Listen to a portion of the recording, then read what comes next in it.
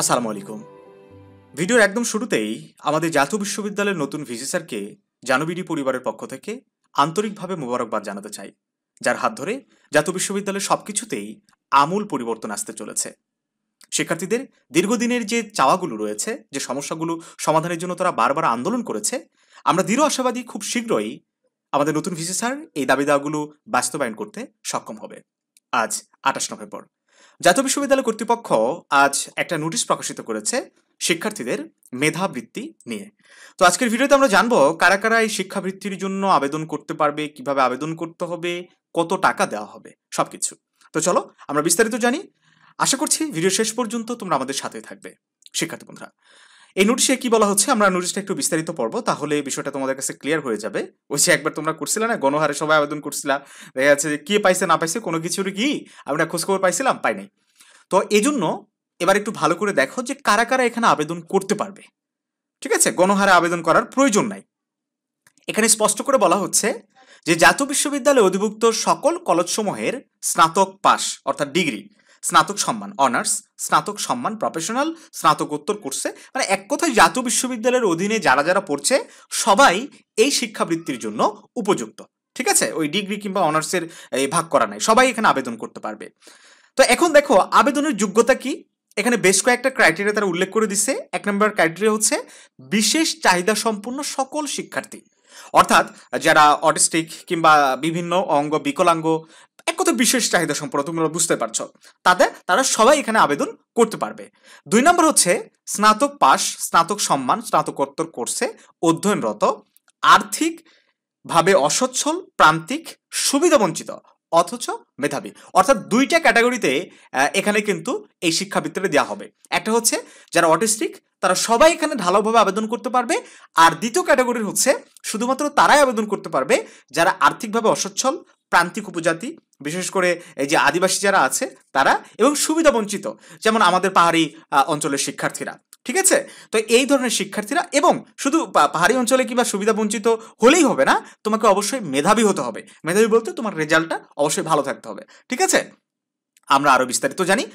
নীতিমালা অনুযায়ী আগামী 19/12, ভালো করে দেখো, 19/12 অর্থাৎ ডিসেম্বর মাসের 19 তারিখের মধ্যে বর্ণিত লিঙ্কে প্রবেশ করে প্রয়োজনীয় কাগজপত্র আপলোড পূর্বক প্রেরণ করার জন্য অনুরোধ করা হলো।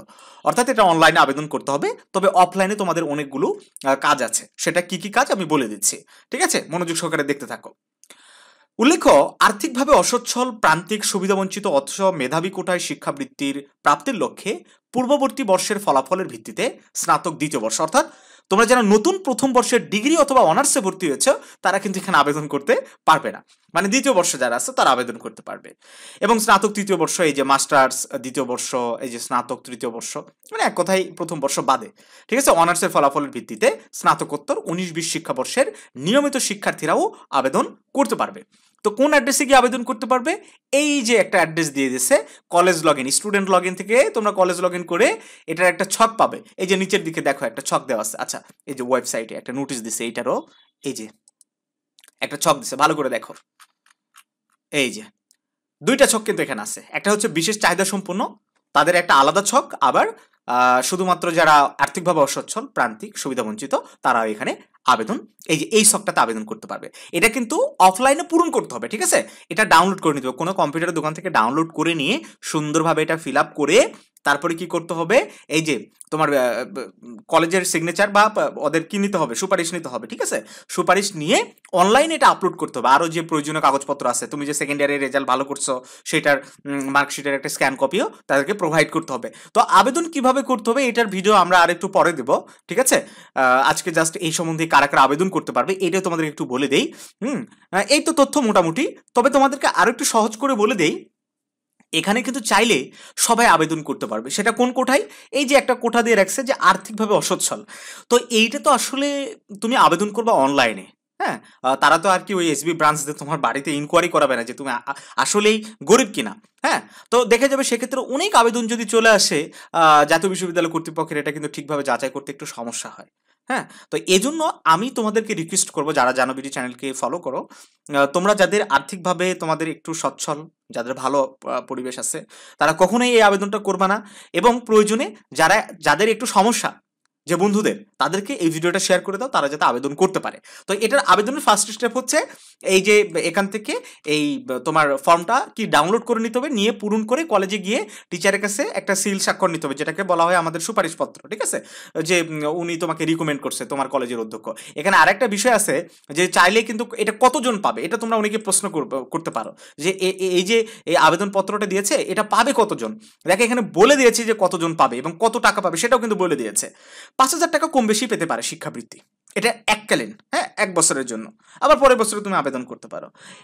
এবং এখানে কিন্তু প্রত্যেকটা কলেজ থেকে একটা কোঠা আছে, পুরা কলেজ থেকে হয়তো বিশেষ চাহিদা সম্পন্ন। এই যে দেখো এখানে বলে দিছে যে আবেদনকারী শিক্ষার্থীর সংখ্যা যদি 500 জনের নিচে হয় তাহলে 2 জন পাবে, আর 500 থেকে 5,000-এর মধ্যে যদি হয় 5 জন, হ্যাঁ, আবার 5,000 উপরে গেলে 10 জন শিক্ষার্থীকে, এই যে বিশেষ চাহিদা সম্পন্ন শিক্ষার্থী ব্যতীত বিশেষ চাহিদা সম্পন্ন শিক্ষার্থী যতজনই হোক ততজনেরই পাওয়ার একটা সম্ভাবনা আছে, সবাই পেতে পারে। কিন্তু এই যে গরিব দুঃখী যারা আছে, গরিব দুঃখী শিক্ষার্থী, তাদের মধ্যে প্রতি কলেজ থেকে 10-15 এরকম পাইতে পারে। এটা হচ্ছে বাজেটের উপর যে কতজন, দেখো অনেক কলেজে অনেক বেশি স্টুডেন্ট, আবার অনেক কলেজে কিন্তু অনেক কম স্টুডেন্ট, এটা আসলে ডিপেন্ড করছে। সেই জন্য এখানে বলে দিচ্ছে। তো এটা এই নোটিশটা তোমরা আরো বিস্তারিতভাবে দেখে নিতে পারো, আরো ভালো করে পড়ে দেখো যে তোমার সাথে এই ক্রাইটেরিয়াগুলো যায় কিনা। তো যাই হোক, আমি মনে করি যারা বিশেষ চাহিদা সম্পন্ন এবং যারা আর্থিকভাবে অসচ্ছল সবাই আবেদন করবে, পাওয়া বা না পাওয়া সেটা তো পরের বিষয়, তাই না? তবে আমি আবারও রিকোয়েস্ট করতেছি, তোমরা যারা আর্থিকভাবে সচ্ছল তারা এখানে কখনো আবেদন করবে না ঢালাওভাবে, হ্যাঁ। তোমরা তোমাদের সেই সব বন্ধুদেরকে একটু সুযোগ করে দিবে যারা সত্যিকার অর্থে এটা পাওয়ার যোগ্য। তো যাই হোক শিক্ষার্থী বন্ধুরা, খুব শীঘ্রই এটার একটা আবেদন, পূর্ণাঙ্গ আবেদন প্রক্রিয়া, একবারে যে শুরু থেকে কিভাবে তুমি আবেদন করতে পারবে এটার একটা বিস্তারিত ভিডিও আমরা দিয়ে দিব। তো যাই হোক, চ্যানেলটি সাবস্ক্রাইব করে সাথে থাকতে হবে। আর ইতিমধ্যে যারা আমাদের চ্যানেলটি সাবস্ক্রাইব করেছে তাদেরকে অসংখ্য ধন্যবাদ। ভিডিওটা তোমার সেই সব বন্ধুদের মাঝে শেয়ার করে দিতে কিন্তু কোনোভাবেই ভুল করবে না।